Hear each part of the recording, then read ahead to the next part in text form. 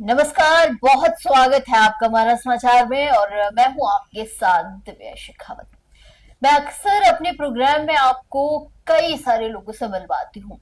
हमेशा कुछ ना कुछ मैं कहती भी हूँ कि आपको जिन लोगों से मैं मिलवा रही हूँ उन लोगों से बहुत कुछ सीखने को आपको मिलता है। बहुत कुछ सीख कर आप आगे बढ़ते हैं और बहुत कुछ नया आपको जानने को मिलता है। आज भी मेरे साथ मेरे खास कार्यक्रम में खास मेहमान है, उनका बहुत स्वागत करेंगे और आज उनसे वो महत्वपूर्ण बातें जानेंगे जो अक्सर मेरे मन में भी चलती रहती हैं। डॉक्टर्स को लेकर कई बार हमारे मन में, हमारे जहन में ऐसे सवाल आ जाते हैं कि जिनका जवाब हमारे पास नहीं होता। डॉक्टर शब्द बहुत अच्छा शब्द है और जो इस डॉक्टर के कार्य को निभाते हैं उनके लिए तो हमेशा मेरे मन में जो है और दिल में एक जज्बा रहता है कि हमेशा उनको सलाम करूं। आज उन्हीं के बारे में बहुत सारी बातें जानेंगे क्योंकि आज का दिन बहुत ही विशेष, बहुत ही महत्वपूर्ण दिन है। डॉक्टर्स डे है आज। तो तमाम डॉक्टर्स को मेरे और मेरे पूरी टीम की तरफ से मैं हार्दिक शुभकामनाएं देती हूं। और आज का पहला सवाल और मेहमान के साथ जो है इस सवाल को जानेंगे, लेकिन पहले मेहमान का परिचय करवा देती हूं, उनसे मिलवा देती हूं आपको और उन्हीं से जानेंगे आज इस डॉक्टर्स डे के महत्व के बारे में। मेरे साथ है डॉक्टर देशराज गढ़वाल जी हैं, प्रोफेसर है रेडियोलॉजी के। उनका बहुत स्वागत करूंगी सर, बहुत स्वागत है। बहुत ही खास दिन है आज का, डॉक्टर्स डे है। सबसे पहले तो आपको इस दिवस की ढेर सारी शुभकामनाएं। और सबसे पहला सवाल तो यही पूछेंगे कि डॉक्टर्स डे है, क्या है? डॉक्टर्स डे एक पूर्व चिकित्सक, जो महान चिकित्सक रहे हैं, डॉक्टर बीसी राय, जो बंगाल के चीफ मिनिस्टर भी रहे हैं, उनको भारत रत्न का अवार्ड मिला है।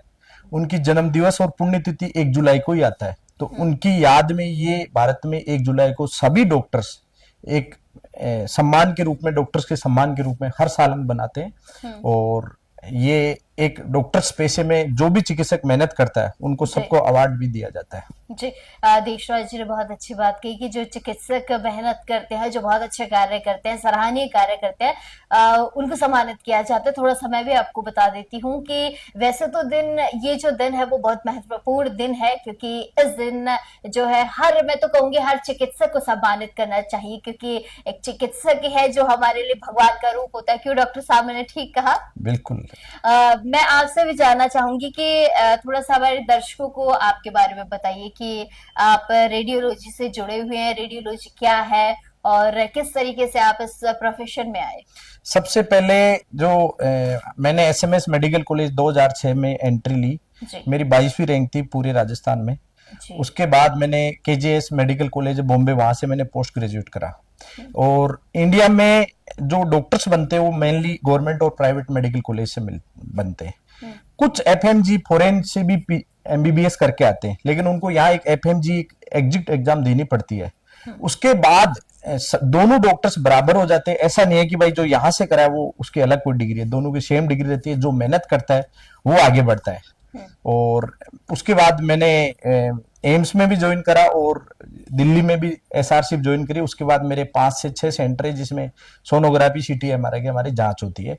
और रेडियोलॉजी में हम सिर्फ जांच करते हैं, हमारा काम है डायग्नोसिस, और ट्रीटमेंट हमारा पार्ट नहीं है। मतलब ट्रीटमेंट पार्ट नहीं, लेकिन ये भी तो पार्ट ही है सर, क्योंकि एक रेडियोलॉजी होना भी बहुत जरूरी है जहाँ जांच वगैरह होती, क्योंकि इसके लिए भी तो किसी न किसी को तो करना ही पड़ेगा। खैर, ये तो रही अलग बात। मुझे एक बात बताइए, प्रोफेशन की ही बात करती हूँ। गवर्नमेंट पद आपके पास रहा, उसके बाद क्यों आपने वो छोड़ा और क्यों प्राइवेट सेक्टर की तरफ आप गए? क्या लक्ष्य ये था कि कुछ सरकारी से हटकर पैसा कमाना है या फिर कुछ और अचीव करना था? नहीं, ऐसा नहीं है। गवर्नमेंट में एक सबसे बड़ा दुविधा का सिस्टम होता है ट्रांसफर पॉलिसी, जिससे एक जो डॉक्टर है जो मेहनत से काम करना चाहता है उसको एक ऐसे नेताओं, जो एक डॉक्टर है वो एक ऐसा प्रोफेशन है, एक मेहनती प्रोफेशन है, वो बहुत मेहनत से डॉक्टर बनता है। उसके बाद उसको अगर ट्रांसफर हो जाता है किसी भी व्यक्तिगत कारण से, कोई भी एक आम आदमी आके शिकायत कर देता है, तो आज के टाइम डॉक्टरी नहीं, हर जो सरकारी पैसा है उसको एक ट्रांसफर का डर रहता है। तो वो उस पैसे में कभी काम नहीं करना चाहता है जहां उसका ट्रांसफर हो रहा हो। एक आम आदमी उसको धमका के चले जाता है। वो अपना बेटर देना चाहता है सरकार को,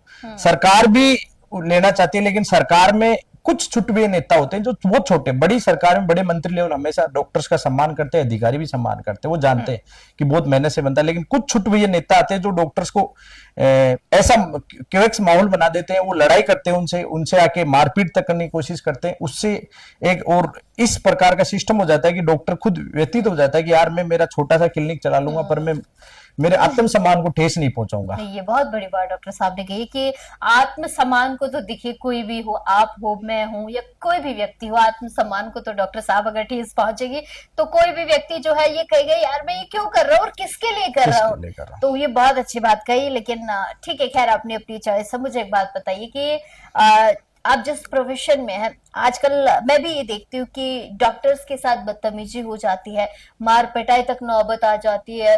अब बहुत मतलब बड़े बड़े मामले हो जाते हैं आजकल, तो रील्स बहुत जल्दी लोग बना के वायरल कर देते हैं। देखिए डॉक्टर साहब, इसमें बुरा मानने वाली बात नहीं है, लेकिन कुछ हद तक तो डॉक्टर्स की भी गलती होती है, और कुछ हद तक मैं लोगों की भी मानती हूँ, क्योंकि ना ही तो पेशेंस आजकल लोगों में रहा है और ना ही पेशेंस कहीं ना कहीं डॉक्टर्स में रहा है। तो मुझे थोड़ा सा एक बार इसको समझा पाएंगे आप?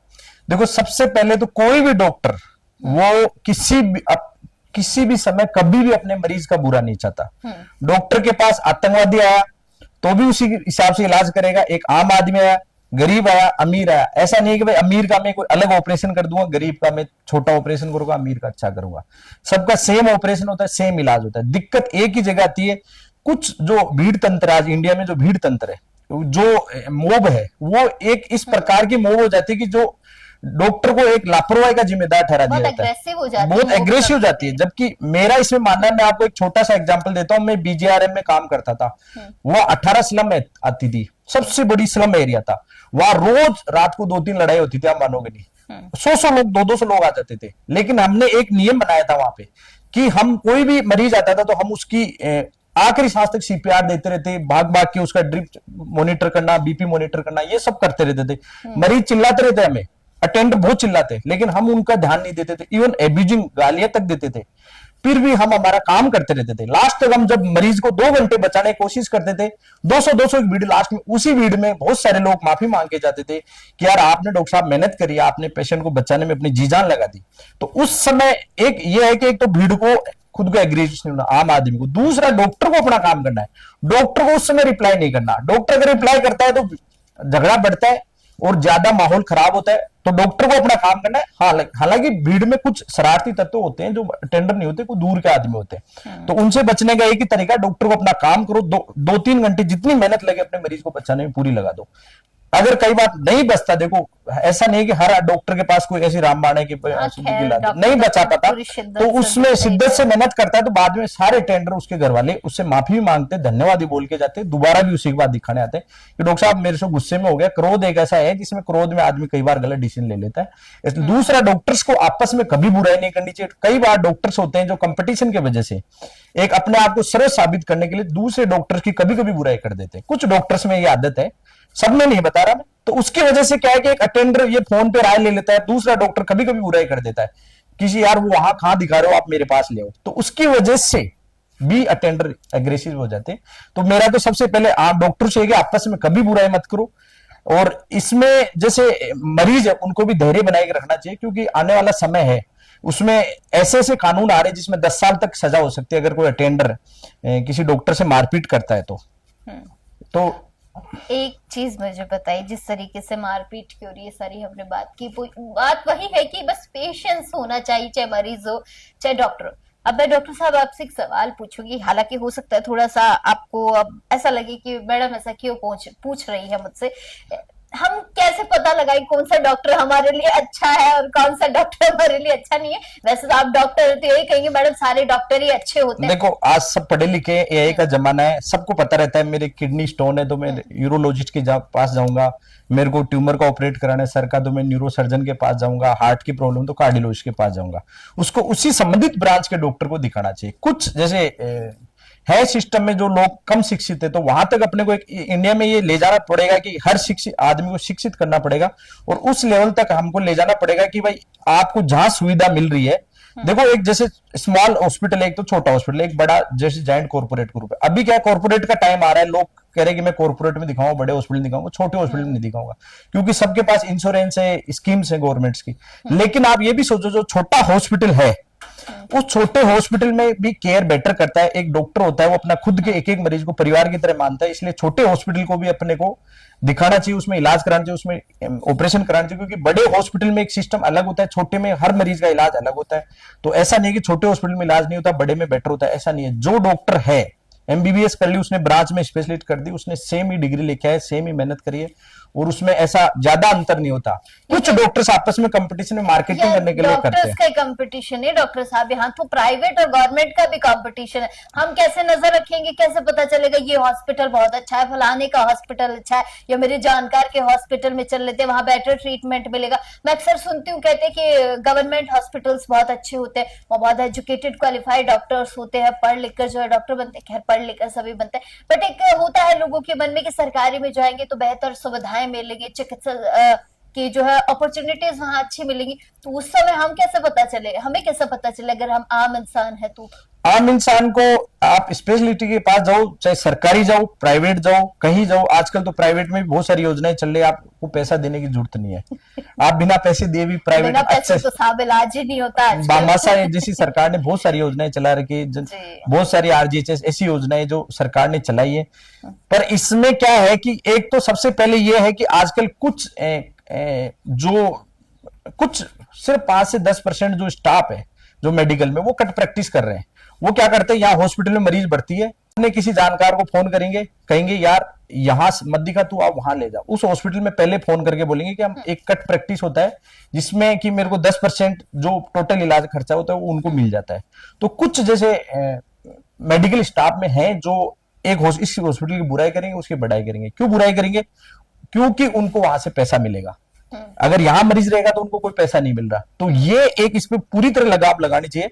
मेरा मानना है कि आने वाले समय में जो prevention of cut practice act है, जो महाराष्ट्र में 2018 में लागू कर चुके हैं, राजस्थान और बाकी स्टेट में भी मैंने बात करी है, इसमें मैंने सेक्रेटरी मैडम से 2 बार मिलकर आया हूं, इसको राजस्थान में इंप्लीमेंट करना ही चाहिए, क्योंकि कट प्रैक्टिस एक अनएथिकल प्रैक्टिस है। सभी कंट्री में, यूएसए, यूके, सब जगह 10 साल तक की सजा है अगर कोई कट लेके कोई प्रैक्टिस कर रहा है। सब नहीं करते, मैं ये नहीं कह रहा हर डॉक्टर कर रहा है, कुछ डॉक्टर्स करते हैं जो गलत है।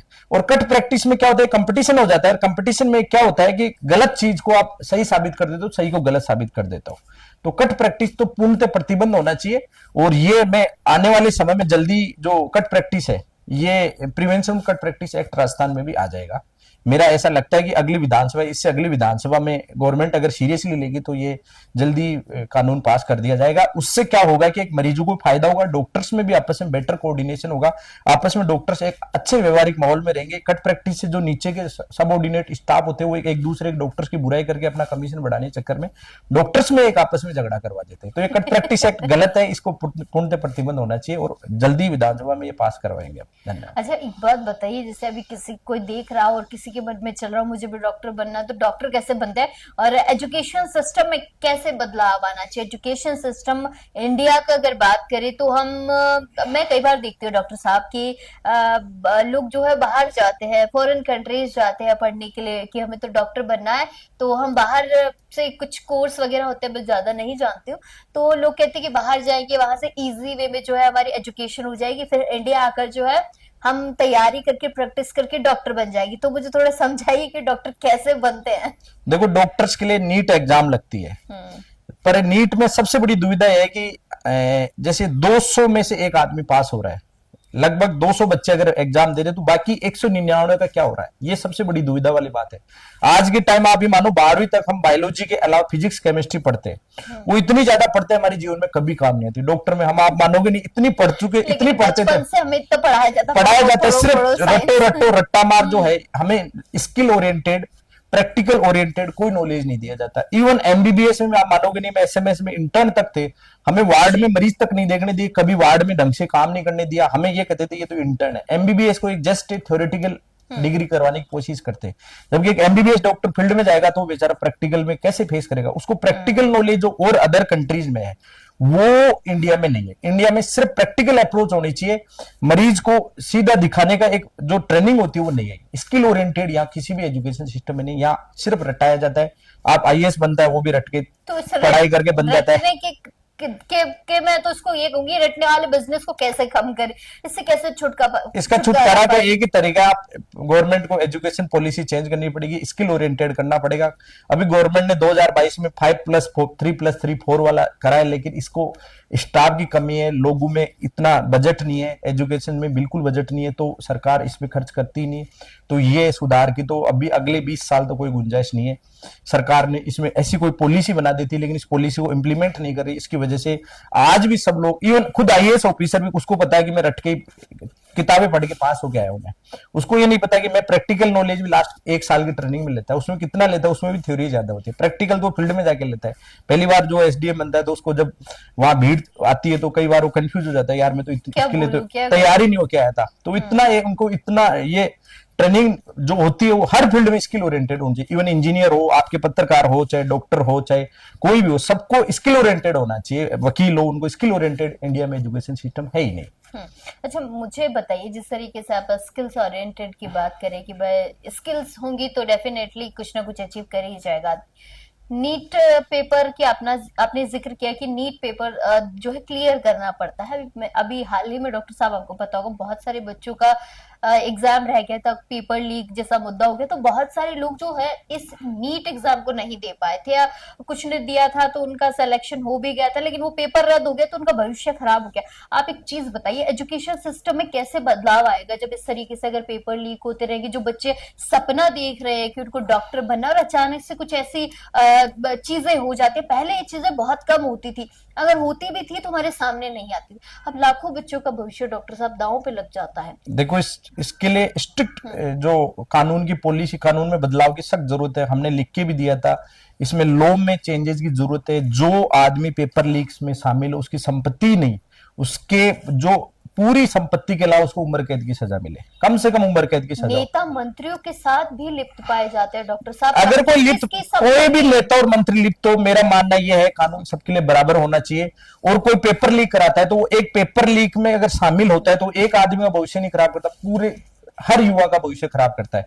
इसके लिए सबसे पहले तो कानून इंप्लीमेंट इतना ढंग से करना पड़ेगा सरकार को। इसमें पहले भी हमने लिख के दिया, इसमें लाइफ इंप्रीजमेंट का कम से कम होना चाहिए। कोई पेपर लीक करा रहा है उसको कम से कम उसकी 3 साल तो कोई बेल एप्लीकेबल नहीं होनी चाहिए। 3 साल तो उसको बेल भी नहीं लगा सके। बेटर एजुकेशन के लिए ये सिस्टम काफी है? नहीं, बहुत कुछ बदलाव की जरूरत है। पर इंडिया में ये चीज कॉमन है कि यार वो भी तो कर रहा है, भ्रष्टाचार है, उसमें भी हो रहा है, उसमें भी हो रहा है, मैं भी कर लेता हूँ। ये एक डुलमुल रवैया चल रहा है, जबकि इसमें सख्त एक्शन की जरूरत है। हमारे यहाँ ये भी तो है, ये 2-4-6 महीने जेल में रहकर बाहर भी है, जमानत में। वही मैंने कहा ना, 3 साल उसमें बेल एप्लीकेबल नहीं होना चाहिए। इसको अगर लॉ में चेंज करें, जैसे एनडीपीएस एक्ट है, उससे बेटर इसको बनाए कि 3 साल आप जमानत के लिए अप्लाई नहीं कर सकते, तो 3 साल तो जेल रहेगा इसमें। उसके बाद सजा, बाद में उसकी कोर्ट में ट्रायल चलते रहे, उम्र कैद तक की सजा हो, मिनिमम उम्र कैद की सजा हो, तभी इस पे रोकथाम होगी। नहीं तो आने वाले समय में और पेपर माफिया होंगे। लोग, ये डर खत्म हो गया कि मेरा तो पेपर चोरी हो जाएगा, मैं युवा भी पढ़ नहीं रहा, यार मैं कहीं से पेपर का जुगाड़ कर लूंगा। सब एक अलग ही दुनिया में चल रहे हैं, युवा नशे में जा रहे हैं। और दूसरी तरफ जो नेता है, उनको ये लग रहा है कि मैं कर लूंगा, मेरा कुछ नहीं बिगड़ेगा, मैं पेपर चोरी कर लूंगा, मेरे उनके परिवार रिश्तेदारों को सेट कर लूंगा। ऐसा नहीं है। आने वाले समय में लोग का बदलाव बहुत जरूरी है। पेपर में तो बहुत जरूरी है। चाइना जैसा रूल होना चाहिए जिसमें एक सिंगल एग्जाम होती है, और उसका पैटर्न ऐसा होता है कि कभी भी वो पेपर आउट नहीं होता। इंडिया में थोड़ा डुलमुल रहे हुए, आने वाले समय में बदलाव की सख्त जरूरत है, एकदम सख्त जरूरत है। तो फिर क्या करें, चाइना चल के पढ़ लें? बताइए, अगर चाइना पॉसिबल है तो देखिए, ये तो कहीं ना कहीं डॉक्टर साहब, ये एजुकेशन सिस्टम को बेटर तो देखिए कहीं ना कहीं हमारे ही गवर्नमेंट को करना पड़ेगा। क्यों आज हमारे बच्चे बाहर फॉरेन कंट्रीज में जा रहे हैं, वहां से जो है डिग्रियां ले रहे हैं। अगर यही सुविधाएं हमारे हो जाएं तो हमारे बच्चों को बाहर नहीं जाना पड़ेगा। मैं कई बार देखती हूँ बच्चे पढ़ने जाते हैं, नहीं लौट पाते हैं, कई बार पता चलता है उनकी डेथ हो गई, वहां पे एक्सीडेंट हो गया, कुछ ऐसी घटनाएं, अप्रिय घटनाएं हो जाती, वो कभी लौट नहीं पाते। तो ये सिस्टम तो देखिए हमारे यही ठीक होना बहुत जरूरी है। एक चीज डॉक्टर साहब, मैं कई बार देखती हूँ कि हमारे यहाँ पर जिस मेडिकल की हम बात कर रहे हैं, मेडिकल इंस्टीट्यूट बहुत कम है, कॉलेजेस बहुत कम है। उनकी पूर्ति कैसे होगी ये बताइए। हमें तो ऐसे लगता है, मैं जब 2006 में था, हमारे टाइम राजस्थान में 600 सीटें थी, 6 मेडिकल कॉलेज गवर्नमेंट थे, 2 प्राइवेट थे, महात्मा गांधी निम्स। आज राजस्थान में 40 से ऊपर मेडिकल कॉलेज है। तो मुझे तो लगता है कि सीट्स कम नहीं है, सीट्स अभी इस समय खूब है, लेकिन जो पेशेंट का और जो डॉक्टर का जो टाइमिंग है, जैसे अदर कंट्री में जाओगे तो एक पेशेंट को एक डॉक्टर 1 घंटा देखेगा, उसको पूरा इलाज लिखेगा, पूरा उससे बात करेगा, पूरा उससे 1 घंटा कम से कम मिनिमम टाइम देगा, इससे कम टाइम देगा नहीं ओपीडी में। यहाँ इंडिया में डॉक्टर 2 मिनट, मैक्सिमम 2 मिनट या 5 मिनट देखता। आप खूब दिखाते हो, ओपीडी में जाते हो, डॉक्टर 2 मिनट से ज्यादा टाइम नहीं देता। नहीं तो। क्यों नहीं देता? उसकी वजह, यहाँ पे डॉक्टर को 100 से 200 रुपए फीस मिलती है, वहां आपको $1000 मिलेगी। $1000 यानी लगभग 50,000 के ऊपर आपको पैसा मिल रहा है एक पेशेंट देखने में। तो मरीज दिन में 5 से 10 मरीज देखेगा, यहाँ एक डॉक्टर 200, 300 मरीज देख रहा है, सरकारी में 500 मरीज देख रहा है। तो उसमें क्वालिटी अपनी डाउन हो रही है। Doctors, number of doctors is okay, पर उनको टाइमिंग जो पेशेंट को देखने की हो रही है, जो क्वालिटी खराब हो रही है, उसके लिए ये फिक्स करना चाहिए कि एक डॉक्टर को दिन में 20 मरीज ही देखे। उसको जैसे अदर कंट्री में फिक्स नियम है कि आप इतना टाइम में इतने मरीज देख सकते हो, एक लाइफ बैलेंस होते हैं उसका भी। जैसे एक डॉक्टर सुबह 5 बजे से रात को 12 बजे तक मरीज देख रहा है, सीनियर डॉक्टर, खूब सीनियर डॉक्टर, खूब मरीज है उसके पास, लोग उसी के पास ज्यादा जा रहे हैं, क्योंकि लोगों को ऐसे, इंडिया में भीड़ तंत्र है। इंडिया में एक ऐसा सिस्टम है, जिस नेता के पास ज्यादा भीड़ होती है, चाहे वो कितना भ्रष्ट हो, उसको सबसे बड़ा नेता मानते हैं। वैसे डॉक्टर में जिसके पास भीड़ ज्यादा है वो अच्छा डॉक्टर है, और वो भीड़ कैसे वो नहीं पता, वो एक इंडिया में सिनेरियो बन जाता है, एक बार भीड़ बन गई तो बन जाती है। तो वो डॉक्टर सुबह 5 से 12, 1 बजे तक देख रहा है, उसका 11, 1 बजे, 11 रात को 11 या 12 बजे उसकी क्या मानसिक स्थिति होगी, वो क्या थक जाएगा, इसलिए इसी एनर्जी से देख पाएगा। इसलिए जो इंडिया में जो डॉक्टर्स है वो कम नहीं है, डॉक्टर्स खूब है, लेकिन उनको पेशेंटों को टाइम देने का जो है वो 1 घंटा कम से कम होना चाहिए। उसके लिए सबसे पहले फीस इंक्रीज करनी चाहिए गवर्नमेंट को, जो मिनिमम फीस है वो बढ़ाए और फिक्स मरीज देंगे, 20 या 30 मरीज। सरकारी अस्पतालों का क्या हाल? ये तो चलिए आपकी प्राइवेट की कर दी, फीस प्राइवेट वाले बढ़ा देंगे, वहां बेचारे हम जैसे आम लोग है वो जा नहीं पाएंगे, गरीब तबके के लोग जा नहीं पाएंगे। गवर्नमेंट हॉस्पिटल्स का क्या हाल? आप एसएमएस गवर्नमेंट में सबसे, लंबे लंबे कतारें गवर्नमेंट में सबसे बड़ा यही दिक्कत है कि गवर्नमेंट में जैसे 7 यूनिट है, एक जैसे न्यूरो सर्जरी डिपार्टमेंट में 50 से 100 डॉक्टर है, लेकिन एक यूनिट का डॉक्टर एक दिन ही ओपीडी देखेगा, दूसरे दिन सर्जरी करेगा, बाकी दिन उसके फ्री डे होंगे, ठीक है, बाकी 4 दिन 5 दिन वो फ्री रहेगा। इसके लिए सरकार को इंफ्रास्ट्रक्चर डेवलपमेंट करना चाहिए। सरकार को अगर 1 यूनिट की जगह 2 यूनिट या 3 यूनिट की ओपीडी चालू करते तो उससे क्या होगा, जैसे डॉक्टर्स जो देख रहे हैं उनसे 4 गुना ज्यादा डॉक्टर देखने लग जाएंगे। सरकार इसमें कभी भी ओपीडी, जैसे 7 यूनिट है किसी भी न्यूरो सर्जरी, किसी में 8 यूनिट है किसी और डिपार्टमेंट, तो 7 यूनिट है तो 1 यूनिट के मरीज, 1 यूनिट वाले डॉक्टर ही मरीज देखेंगे, बाकी 6 यूनिट के मरीज नहीं देखेंगे।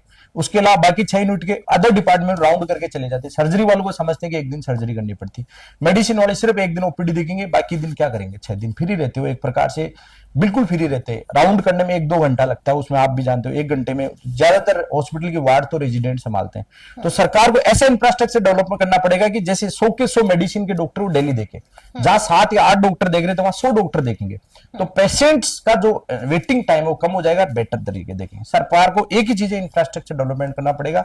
एसएमएस जितना है बराबर का हॉस्पिटल, एक ऐसी जितने इंस्टीट्यूट उनके डबल इंस्टीट्यूट बनानी पड़ेगी। सरकार इंफ्रास्ट्रक्चर बेटर बनाएगी तो ही सिर्फ और सिर्फ बेटर इलाज हो सकता है। सरकार को इसमें अभी 2% बजट खर्च करती है गवर्नमेंट हेल्थ पे, हेल्थ केयर पे सिर्फ 2% है, अदर कंट्री में 7% है, यूएस जैसे कंट्री में 7% है। इंडिया में इसके लिए कम से कम 5% बजट होना चाहिए। इंडिया वाले डिफेंस पे अच्छा खर्चा कर रहे हैं, आई न्यू, बट एक हेल्थ और जो एजुकेशन उस पर बेटर खर्चा करना पड़ेगा, क्योंकि देश को अपने हेल्थ और एजुकेशन ही सबसे बड़ी इंपॉर्टेंट चीज मानता हूं मैं। बिल्कुल, हेल्थ और एजुकेशन मस्ट है। मैं तो सभी को कहती हूँ पढ़िए और पढ़ते रहिए जितना पढ़ सकते हैं। डॉक्टर साहब, 2 आखिरी सवाल मैं आपसे पूछूंगी। मेरे दिमाग में कई बार आता है कि इंडियन डॉक्टर्स और वकील भीड़ तंत्र क्या होता है, कई बार लोगों के मुंह से सुनती हूँ। मैं आपसे जानना चाहूंगी कि आप इसे अगर अपनी भाषा में परिभाषित करेंगे तो किस तरीके से बता पाएंगे? देखिए, वकील में भी एक ऐसा होता है, जैसे प्रैक्टिकल की एक वकील फ्री बैठा है सुबह से शाम तक, उसके पास एक क्लाइंट है, और एक वकील ऐसा है जिसके पास अपॉइंटमेंट भी नहीं मिलता।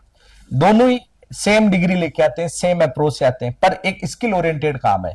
जिसमें पास स्किल ज्यादा है वो बेटर काम करता है। लेकिन डॉक्टर्स में हमारी सबकी स्किल लगभग सेम होती है, ट्रेनिंग सेम दी जाती है। वकील का हम मान सकते हैं क्योंकि उसकी बोलने की कला होती है। हमारी सबकी ट्रेनिंग सेम होती है, डॉक्टर्स की सेम ट्रीटमेंट लिखेंगे। अगर किसी के रूमेटॉइड आर्थराइटिस है तो सेम ट्रीटमेंट लिखेंगे। डोज डिजीज की सीरियसनेस के आधार पर डोज डिसाइड करता है, सब डॉक्टर सेम लिखेगा। वकील में हम मान सकते हैं कि भीड़ तंत्र है कि भाई वकील में, पर डॉक्टर्स को एक मानना पड़ेगा कि जब भीड़ आए, कोई भी मोब आती है तो डॉक्टर को अपना काम करना चाहिए। जिस डॉक्टर के घर पे कभी एक बार जीवन में, हर डॉक्टर आज के टाइम जीवन में एक बार कम से कम मारपीट का शिकार होता है। मानोगे नहीं, हर डॉक्टर से अगर सच्चाई पूछोगे कभी ना कभी उससे मारपीट हुई है पेशेंट या अटेंडर ने आके। तो उसका क्या होता है, वो 1 लाख मरीज देख चुका, तो 1 लाख में से अगर एक मरीज के साथ भी कुछ कम हुआ तो 1 लाख का जीरो हो जाता है। तो इस भीड़ तंत्र को अपने को समझना पड़ेगा। इंडिया में भीड़ तंत्र पे, मोब लिंचिंग पे भी कानून आ रहे, इसमें बेटर और इंप्लीमेंट करना पड़ेगा। हॉस्पिटल में भी इसको इंप्लीमेंट अच्छे से करना पड़ेगा, क्योंकि भीड़ होती है वो सही नहीं होती। भीड़ का मतलब ये कि मेरे पास 500 आदमी में सही डिफाइन भी नहीं कर सकते कि भीड़ कैसी है या किस रूप में वो आ रही है, वो कब अटैक कर जाए उसका पता नहीं होता। भीड़ हमेशा, भीड़ से आप गलत सही नहीं कर सकते। भीड़ में क्या पुलिस अधिकारी प्रशासन के दबाव में आके गलत के सही डिसीजन करने की कोशिश करते हैं, लेकिन डॉक्टर्स जैसे पैसे में भीड़ तंत्र का, वकील पैसे में कोई इन्वॉल्वमेंट नहीं होना चाहिए। भीड़ होनी नहीं चाहिए। Thank you. हाँ नहीं बिल्कुल। एक और सवाल मैं पूछूंगी, अब सबसे आखिरी में सवाल पूछना चाहिए मुझे कि आपको कैसा लगा डॉक्टर बनकर, और हमारे जो यूथ है, क्योंकि डॉक्टर्स ने बहुत मैं जब क्या मैसेज बहुत छोटा था तो मैंने साइंस ली, फिर उसके बाद मैंने एकदम ऐसे इतना मेहनत से हम पढ़ते थे, बहुत ऐसे लगता था कि डॉक्टर से बहुत सेवा का भाव है। पर आज वो रेस्पेक्ट देखो नहीं रही। आम पब्लिक का सिनेरियो मान लो, वो वाली रेस्पेक्ट जो 30 साल पहले एक डॉक्टर को भगवान मानते थे, वो आम पब्लिक नहीं मान रहे। उसमें कुछ आम पब्लिक का भी हाथ है, डॉक्टर का भी हाथ है। डॉक्टर को भी भगवान बनना है तो उनको फ्री इलाज करना पड़ेगा, कभी कभी सेवा भी करनी पड़ेगी उनको। और पब्लिक को भी ये सोचना पड़ेगा कि ये आदमी है, भगवान नहीं है, इसकी भी जीवन है, इसका भी परिवार है, इसको भी 2 रुपए कमाने, मेहनत करके आया पैसे कमाने, तो उसको अगर कोई 2 रुपए ले रहा है, पब्लिक को भी समझना पड़ेगा। और आम डॉक्टर को भी सोचना पड़ेगा कि यार मैं कभी कभी, मैं बहुत बार मैं फ्री इलाज भी करूं, लोगों की सेवा करूं, क्योंकि सेवा के बिना आम आदमी आपकी इज्जत नहीं, सेवा के बिना मेवा नहीं होता। तो देखिए, आज का मैंने कहा ना कि बहुत महत्वपूर्ण दिन रहा है। आज डॉक्टर्स डे है। तमाम डॉक्टर्स को पुनः जो है ढेर सारी शुभकामनाएं दूंगी, क्योंकि भाई डॉक्टर्स ही हैं जो हमारे हर बीमारी का इलाज करते हैं। क्योंकि आप और मैं तो डॉक्टर बन नहीं सकते, और हमें हमारी बीमारियों का इलाज पता भी नहीं होता, कौन सी दवाई खानी है, कौन सी हमारे लिए ठीक है, हमारे स्वास्थ्य के लिए ठीक है। क्योंकि आपको पता है, अगर सर दर्द हो जाता है, पेट दर्द हो जाता है, या कुछ भी हो जाता है हमें, तो हम तुरंत जो डॉक्टर के पास भागते हैं। और हमें तो बचपन से सिखाया गया है कि डॉक्टर भाई भगवान का दूसरा स्वरूप होते हैं। तो मैं सभी से यही कहूंगी, डॉक्टर साहब ने बहुत अच्छी अच्छी बातें बताई हैं कि जो है कई बार डॉक्टर्स को जो है ऐसी चीजें झेलनी पड़ जाती है। कई बार मरीज उनके साथ हाथापाई पर उतर आते हैं, कई बार बदतमीजी हो जाती है। क्योंकि मैं जब उन वीडियोस को देखती हूँ, क्योंकि आजकल सारी चीजें वायरल होते हुए सेकंड नहीं लगती, जब मैं उनको देखती हूँ तो मुझे ऐसा लगता है कि इंसान के अंदर पेशेंस का होना बहुत जरूरी है। और अगर आपके अंदर कामनेस है, और अगर आप हर चीज को टैकल करना जानते हैं, तो चीजें जो है सॉल्व हो सकती है। लेकिन हम क्या उस एग्रेशन के अंदर इतना गुस्सा जाहिर कर जाते हैं कि ना हम सामने वाले को समझते हैं और अपना आपा खो देते हैं। तो मैं तमाम दर्शकों को एक ही बात कहना चाहूंगी, आज का दिन बहुत विशेष दिन है। बहुत सारे डॉक्टर्स आज सम्मानित हो रहे हैं, और हम भी यही चाहेंगे कि वो सम्मानित होते रहें, क्योंकि उन्होंने इस मुकाम तक आने के लिए बहुत कुछ गंवाया है, बहुत सारी मेहनत की है, तब जाकर वो डॉक्टर के पद पर आसीन है। तमाम दर्शकों से एक ही अपील है कि एग्रेशन नहीं दिखाइए, गुस्सा नहीं दिखाइए, सभी के प्रति प्यार, समर्पण और त्याग की भावना जरूर रखिए। पुनः हमारा समाचार की टीम की तरफ से जो है सभी डॉक्टर्स को जो है मैं डॉक्टर्स डे की ढेर सारी शुभकामनाएं देती हूँ। तमाम छोटी बड़ी अपडेट्स के लिए आप बने रहिए हमारा समाचार के साथ। नमस्कार।